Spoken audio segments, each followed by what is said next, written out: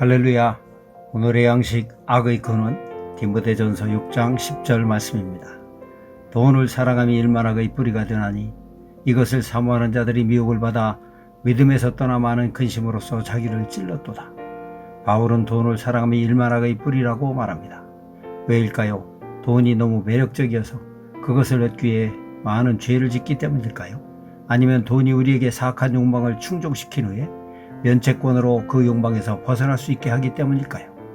물질적 부여가 우리를 유혹하는 이유는 우리가 자급자족할 수 있다는 환상을 심어주기 때문입니다. 이는 하나님의 필요성을 부정하는 강력한 동기로 작용하게 됩니다.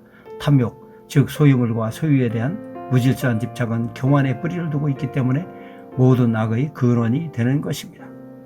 인도 우화에 나오는 한 이야기를 소개하겠습니다. 어떤 선생에게 한 제자가 있었는데 그는 한 제자가 영적으로 성장하는 것을 보고 너무 기뻐서 그 제자를 혼자 두기로 하였습니다. 그 제자는 진흙으로 지은 작은 오두막집에서 살았습니다. 그는 먹을 것을 구걸하며 소박하게 살았습니다. 그는 매일 아침 명상을 마친 후 겉옷을 빨아 너로 말렸습니다. 어느 날 외출로 돌아와 보니 쥐들이 겉옷을 갉아먹었습니다. 그는 마을 사람들에게 겉옷 하나를 더 달라고 요구하였습니다. 마을 사람들은 그에게 겉옷을 하나 더 주었습니다. 하지만 쥐들이 그것도 갉아먹었습니다. 그래서 그는 고양이를 키우기로 했습니다. 고양이 덕분에 쥐의 피해를 막을 수 있었습니다. 이제 그는 자기 먹을 것을 구걸할 때 고양이에게 줄 우유도 구걸해야 했습니다. 그는 고양이에게 줄 우유를 해결하기 위해 소를 키우기로 했습니다. 소를 키우려니 이제 소에게 먹일 꼴을 구걸해야 했습니다. 그래서 그는 오두막 주변의 땅을 경작하고 곡식을 심기로 했습니다. 하지만 얼마 지나지 않아 자신에게 명상할 시간이 없다는 것을 깨닫고 그는 하인을 고용해 농장을 돌보게 했습니다. 하지만 농장을 감독하는 것이 귀찮아지자 그는 결혼하여 아내를 얻어 일을 돕게 했습니다. 시간이 흐르자 그 제자는 마을에서 가장 부유한 사람이 되었습니다. 어느 날 선생이 그곳을 지나다가 제자에게 들렀습니다. 그는 한때 초라한 진흙 오두막이 있던 곳에 넓은 대지에 둘러싸인 궁전 같은 집과 많은 하인들이 일하는 것을 보고 깜짝 놀랐습니다. 이게 다 무엇이란 말이냐? 그는 제자에게 물었습니다. 믿기지 않으실 겁니다, 선생님. 제자는 대답했습니다.